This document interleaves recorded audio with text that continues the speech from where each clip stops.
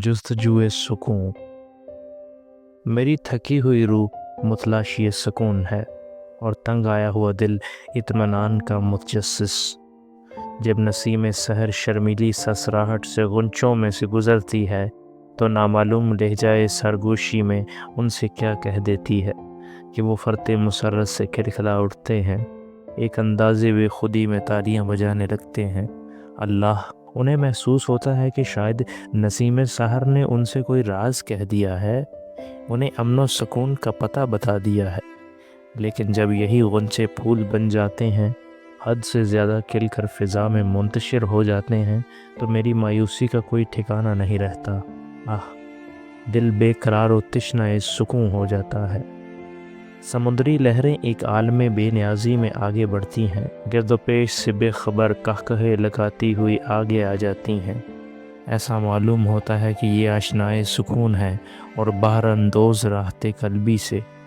لیکن معبود، جب وہ ساحل سے ٹکرا کر پاش پاش ہو جاتی ہیں، ایک مشت خاک اور سمندری جھاگ میں تبدیل ہو جاتی ہیں، تو مجبوراً مجھے اپنی رائے بدلنی پڑتی ہے۔ وہ تو جان شیریں دے کر بھی سکون قلبی نہ پا سکیں، دم واپسی بھی تو انہیں اطمینان نہ نصیب ہو سکا۔ روشن اور چاندنی راتوں میں جب چاند آہستہ آہستہ راستے طے کرتا ہے، جیسے ملکہ فطرت آسمانی فضاؤں کی سیر کر رہی ہو، روح کی طرح مبارک اور نغمے کی طرح معصوم ماہ پوری شوخی پر ہوتا ہے اور تحد امکان مسرور و خندازن، گویا سکون قلب سے مالا مال ہے اور لطف حیات سے پوری طرح بہر اندوز۔ لیکن اسی سمے، اسی لمحے ایک لقا ابر اسے نگاہوں سے پوشیدہ کر دیتا ہے اور خلائے آسمان میں نہاں چاند کی تابانی غائب ہو جاتی ہے اور باندنی مفقود از نظر۔ اس وقت میری ناکامی کی انتہا نہیں رہتی مالک۔ ماہ منور بھی تو سکون قلب سے محروم ہے۔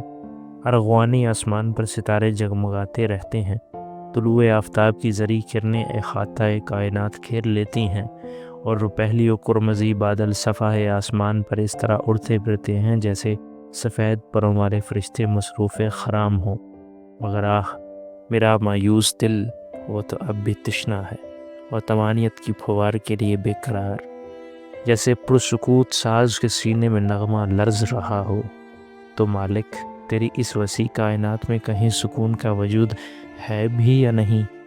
میری روح اس کی جستجو میں خیاباں کے چکر کاٹ رہی ہے، دل مضطر حد سے زیادہ مضطرب ہے اور بے چین۔